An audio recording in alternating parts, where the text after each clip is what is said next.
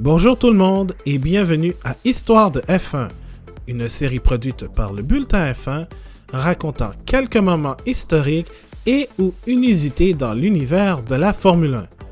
Je m'appelle Abdoussal et voici l'épisode numéro 4. Après 3 mois d'absence, Histoire de F1 est de retour et avec un épisode assez intéressant pour vous. Pendant cette période de confinement sans Formule 1, vous avez sûrement entendu dans les nouvelles les noms de Ferrari, Mercedes, Renault, McLaren, Williams et Aston Martin. Oui, en effet, le constructeur anglais Aston Martin sera présent sur la grille de départ des Grands Prix de Formule 1 dès 2021. Ou devrais-je dire, fera un retour en tant qu'écurie. Outre sa présence comme commanditaire officiel de Red Bull depuis quelques saisons, Aston Martin détient une certaine histoire dans l'élite de la course automobile. Mais vous allez voir que ses succès ne sont pas synonymes de grands succès, que c'était même pas très concluant. Cette semaine, on vous raconte la brève histoire d'Aston Martin en Formule 1. Avant de parler du parcours Formule 1 UNESCO, j'ai inventé ce mot, pardonnez-moi, il faut parler un petit peu de l'histoire de la marque britannique. Projetons-nous en arrière vers les années 1910. En 1913, Robert Bamford et Lionel Martin, deux Londoniens, décidèrent de construire leur propre voiture afin de rivaliser avec Bugatti, la célèbre marque de voitures italienne. Lionel Martin courait avec la voiture bâtie par les deux protagonistes à Ashton Hill dans le Buckinghamshire, un des deux comtés où se situe Silverstone, dans le cadre de courses de montée ou en anglais Hill Climb. C'est de là d'où vient le nom, un mélange de Ashton pour Ashton Hill et Martin pour Lionel Martin. Il fallut attendre jusqu'en 1921 pour voir des Aston Martin participer à des courses automobiles. Leur première course d'envergure de ce genre fut lors du Grand Prix de France 1922, bien avant la création de la Formule 1. Les deux pilotes, l'anglais Clive Gallop et le polonais Louis Zbrowski, ont dû abandonner en raison des pannes de moteur.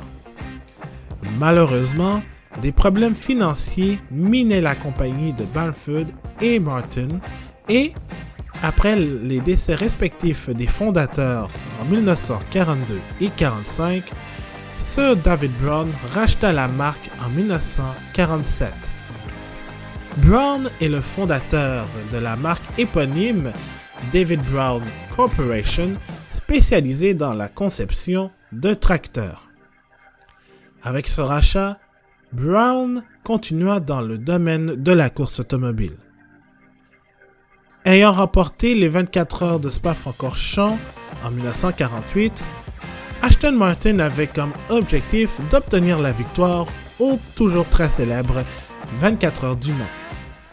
En 1955, elle termina deuxième du classement général à 5 tours du vainqueur, mais ce n'était pas ça le plus important. Lors de cette épreuve, en 1955, la Mercedes du Français Pierre Levet faucha des centaines de spectateurs en tuant plus de 80 et blessant plus de 120 spectateurs. Il s'agit encore aujourd'hui de la plus grosse tragédie en sport automobile. Après avoir brillé dans quelques épreuves d'endurance, Aston Martin tenta sa chance en Formule 1. En 1957, la compagnie sortit la DBR4, leur premier modèle uniquement destiné aux monoplaces à roues découvertes. Les tests furent concluants, mais les débuts de ce châssis furent repoussés en 1959, car Aston Martin en même temps se concentrait sur la DBR1, une voiture d'endurance qui allait remporter les 24 heures du Mans en 1959.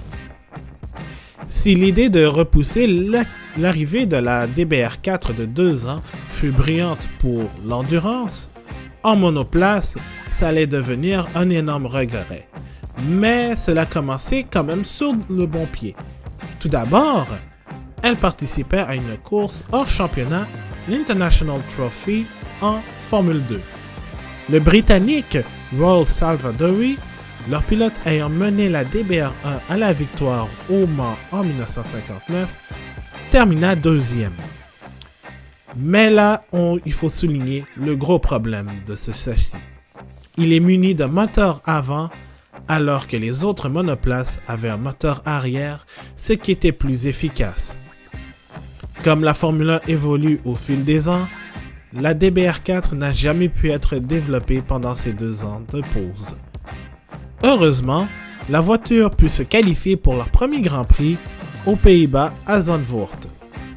Malheureusement, leurs pilotes, Salvadori et Carroll Shelby, oui, le même Shelby du film Ford contre Ferrari, ne put terminer la course en raison d'un bris de moteur, comme au Grand Prix de France en 1922. La prochaine course d'Aston Martin fut meilleure. Lors du Grand Prix de Grande-Bretagne de cette même année à Aintree, Salvadori parvint à se qualifier deuxième à la surprise générale. En course, Shelby, parti sixième, connut des problèmes de magnéto-d'allumage, forçant l'Américain à abandonner. Comble de joie pour Aston Martin, Salvadori parvint quand même à terminer sixième. Mais dans le temps, finir sixième ne garantissait aucun point. Dommage pour Roy.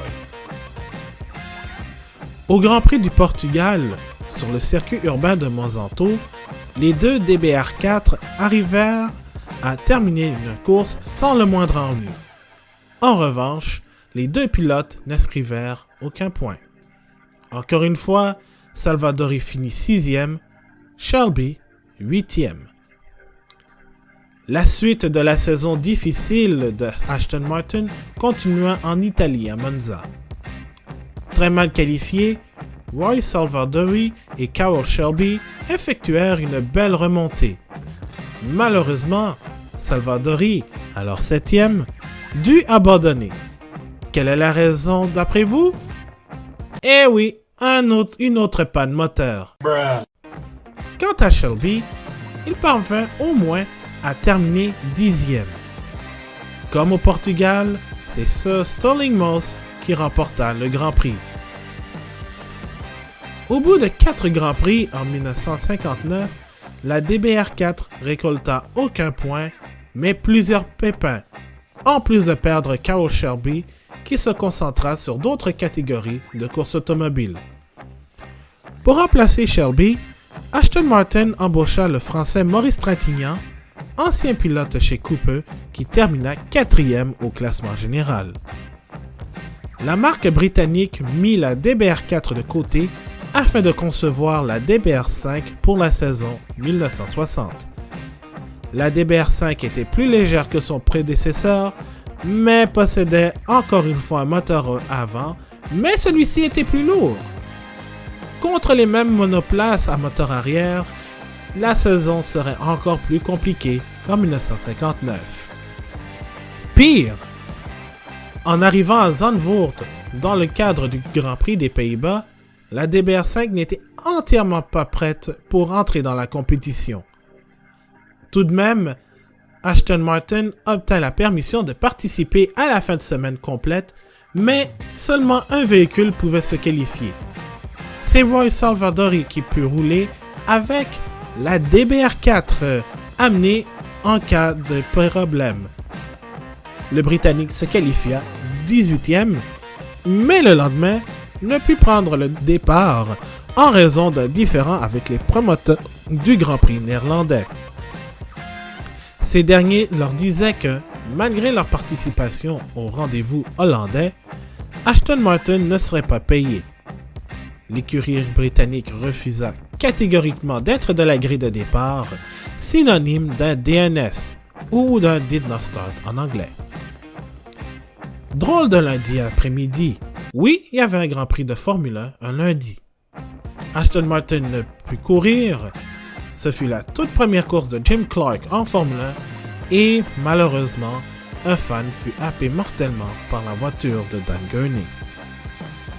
Dieu merci pour Aston Martin, la DBR5 fut entièrement prête pour le Grand Prix de Grande-Bretagne à Silverstone avec Roy Salvadori et Maurice Trintignant en piste. Parti 13e, Salvadori abandonna en raison d'un problème de volant. Vous pensiez vraiment que c'était un moteur? Pas cette fois-ci. Quant à Trintignant, qualifié 21e, il termina 11e à 5 tours du vainqueur, Sir Jack Brabham. Fait intéressant, Brabham devait être un des deux pilotes pour Aston Martin en 1959, mais il décida de se joindre à Cooper. Il aura eu raison de conduire pour Cooper, car il remportera le championnat des pilotes avec eux. La 11e place de Trintignant, toujours synonyme de 0 points, n'était clairement pas le résultat espéré pour Aston Martin. Après ce Grand Prix de Grande-Bretagne, l'écurie décida d'abandonner la Formule 1 et se concentra sur leur point fort, l'endurance. En 6 Grands Prix et 5 départs, entre 1959 et 1960, Aston Martin a récolté un grand total de 0 points, avec 2 6e places comme meilleur résultat. Il a fallu attendre à peu près 50 ans avant de réentendre les mots Aston Martin et Formule 1 dans la même phrase. En 2009, David Richards annonça ses intentions de ramener le constructeur dans la catégorie reine du sport auto. 2 ans plus tôt, Richards avait racheté Aston Martin pour 848 millions de dollars US avec l'aide de ProDrive, une équipe privée britannique qui appartient justement à David Richards. Après 2 tentatives ratées en 2008 et 2009 pour entrer en Formule 1, Richards pensait que 2010 serait la bonne. Sa demande fut rejetée par la FIA et continua de se concentrer sur l'endurance avec Aston Martin, avec qui il s'était associé avec ProDrive en 2004. De plus, en 2018, avec les nouveaux règlements sportifs et techniques et financiers, le plafond salarial normalement instauré pour 2021, repoussé pour 2022. Merci beaucoup, COVID-19. Andy Palmer, aujourd'hui l'ancien PDG du constructeur, annonça sur Twitter son envie de rejoindre la Formule 1 comme écurie. Le projet tomba à l'eau. Le retour d'Aston Martin eut lieu en 2016, en tant que commanditaire. Lors de cette année, elle devint le partenaire de Red Bull Racing et, 2 ans plus tard, le commanditaire principal de l'équipe de Milton Keynes. Ce deal se terminera à la fin de la présente année. Mais pourquoi une fin aussi abrupte?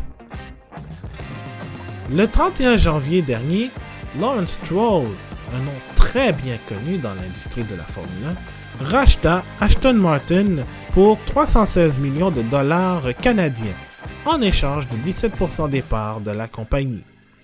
En plus, cet achat a fait en sorte que Racing Point, propriété de Stroll Sr., sera rebaptisé Aston Martin en 2021. Contrairement à 1959 et 1960, la nouvelle mouture d'Aston Martin aura une base hyper solide sur la conception d'un châssis de Formule 1. Mieux que ça, Toto Wolff, le directeur et actionnaire de l'écurie Mercedes, a acquis 5% des parts de la future équipe qui sera diluée à moins d'1%. Aussi, Mercedes détient 5% d'Aston Martin. Au moment d'enregistrer cet épisode, il a été annoncé que la construction d'une usine réservée à la Formule 1 pour Aston Martin a été repoussée à 2022. Merci encore une fois, COVID-19. Au moins, le fabricant de voitures de James Bond pourra utiliser la Racing Point RP20 comme châssis de prédilection pour 2021, étant donné que les nouveaux règlements ont été repoussés pour 2022. Si on se fie à une entrevue donnée à ici Radio-Canada Sport il y a quelques semaines, le directeur sportif Otmar Szafnauer a confirmé que Racing Point gardera Sergio Perez et Lance Stroll pour continuer l'expérience avec Aston Martin F1 Team en 2021. Beaucoup de personnes pensent encore que Sébastien Vettel sera un de leurs membres, mais il faut oublier ça. Retrouvez tous nos contenus sur bulletinf1.com, notre site officiel. Pour continuer la conversation sur la F1 et sur les épisodes de podcast, retrouvez-nous sur Facebook à facebook.com/bulletinf1, sur Twitter @le bulletin F1 en un seul mot, ainsi que sur Instagram, toujours à @le bulletin F1. La balado-diffusion Histoire de F1 se retrouve sur notre site, tout comme la balado originale, le bulletin F1, disponible hebdomadairement sur bulletinf1.com, ainsi que sur Spotify, Google Play Music, Apple Podcast et toute autre plateforme de podcast préférée. Sur ce, on se retrouve une prochaine fois pour Histoire de F1. Je m'appelle Abdoussal. À la prochaine!